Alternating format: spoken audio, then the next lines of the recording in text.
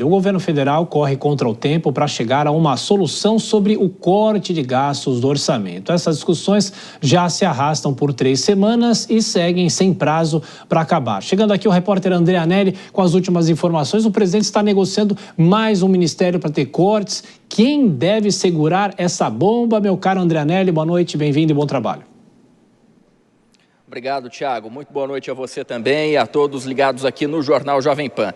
A expectativa é que o Ministério da Defesa, que tem o 5º maior orçamento do Executivo Federal, seja mais um alvo do corte de gastos preparado pelo governo. A pasta deve se somar a outras áreas como saúde, educação, previdência e trabalho na redução do repasse de verbas públicas. A possível inclusão da defesa no corte de gastos teria sido uma determinação do próprio presidente Lula. O ministro da Fazenda, Fernando Haddad, foi quem confirmou a inclusão de mais um ministério a receber menos recursos, mas ele não deu detalhes de qual é a pasta que será afetada.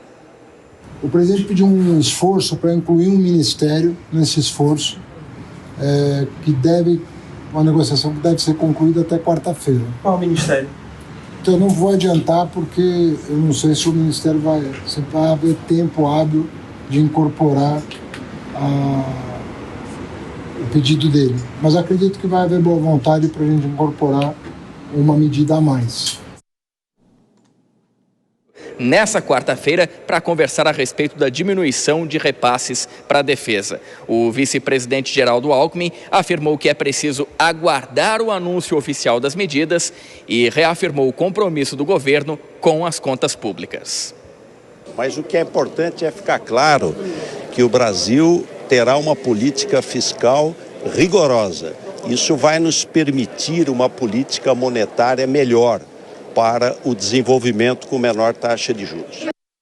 Feira, Lula teve uma nova rodada de conversas com pelo menos 3 ministros, Luiz Marinho, do Trabalho, Carlos Lupe, da Previdência e Wellington Dias, da Assistência e Desenvolvimento Social. Mas, mais uma vez, nenhuma manifestação foi feita no final desses encontros. O presidente do BNDES, Aloysio Mercadante, afirmou que a instituição vai contribuir com pelo menos 34 bilhões e 300 milhões de reais para reduzir a dívida pública e ajudar o governo a atingir a meta de déficit zero. Segundo ele, o montante corresponde a dividendos, sendo que outra parcela do valor diz respeito à antecipação de parcelas referentes à devolução de 23 bilhões de reais ao Tesouro por decisão do Tribunal de Contas da União, o TCU. Tiago. É isso, a discussão interminável no governo. O André Anelli sempre acompanhando, você volta daqui a pouco. Vou chamar mais uma vez os nossos comentaristas. Então tem isso, viu, Dora? O BNDES dando uma mãozinha para essa situação de contas do governo. E o interessante é que já há até uma informação de bastidor, os colunistas aqui destacando que tem gente no governo que não fala mais em corte de gastos, mas sim ajuste de gastos. O que seria uma coisa, o que seria outra? Será que é amenizar? E aí o mercado financeiro vai ficando estressado como sempre, né, Dora? Pois é, um eufemismo, né? Agora eu vou te falar uma coisa. Vamos ver como é que vai sair. É melhor que se atrase e saia uma coisa direita, bem feita, suficiente diante das necessidades, do que algo no improviso. Quanto a isso, eu acho que esse atraso... Agora, sem esse anúncio de que agora vai, só falta um detalhe, amanhã a gente anuncia, e o presidente Lula me parece que esteja fazendo também uma concertação ali política, porque você vê que esses 2 ministros citados pelo André, o Lupe e o Luiz Marinho, é que tinham vindo a público se posicionar contra, né? Também teve uma posição do PT, corroborada pela presidente do PT, contrária, e aí houve manifestações do Edinho Silva, o deputado Emílio de Souza, dizendo, olha aqui, é todo mundo governo, porque eles têm uma consciência seguinte, se o PT começar a detonar o pacote, por que é que a oposição vai aprovar? Se o próprio partido do governo está contra. Então, também o presidente Lula, além de fazer conta, ele faz essa arrumação política para que quando se anuncie esse pacote seja uma coisa redonda, que não suscite críticas pesadas por parte de aliados, porque senão tudo vai se perder. Agora já não se sabe mais se vai ser anunciado mesmo essa semana, porque sexta-feira é feriado, semana que vem reunião do G20 aqui no Rio, então ficaria para outra semana. E aí, como você se referiu, o estresse do mercado, e aí só aumenta, né?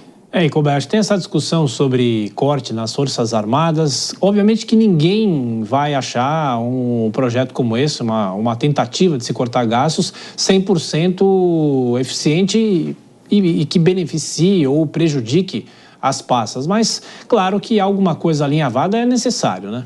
Sim, sobrou por aquele ministério mais distante ideologicamente do governo, que é justamente o Ministério da Defesa, que cuida das Forças Armadas, como se a gente tivesse as nossas Forças Armadas com material de primeiro mundo, com o número de pessoal suficiente, com bons salários, bem treinados, enfim. Já há muito tempo é que as Forças Armadas brasileiras estão no campo da defasagem de materiais, estão com materiais sucateados. Não deveria ser justamente nas Forças Armadas o foco para cortar gastos, e não é pouco gastos. A gente está falando da casa de quase 6 bilhões. Imagino que isso seja muito para um ministério que já é escanteado no governo federal. A gente tem 39 ministérios, até a minha última conta. Por que é que justamente o Ministério das Forças Armadas é que foi o escolhido para sofrer com estes cortes de gastos? Acredito que se tirasse um pouquinho de cada e todo mundo enxugasse ali em economia o seu orçamento, daria para cortar gasto suficiente, porque a questão não é nem só o gasto, é a má qualidade do gasto, é a ineficiência, é o gasto equivocado, errado, exacerbado do governo, mas enfim, sobrou para alguém e só podia ser para aquele ministério que está mais distante ideologicamente.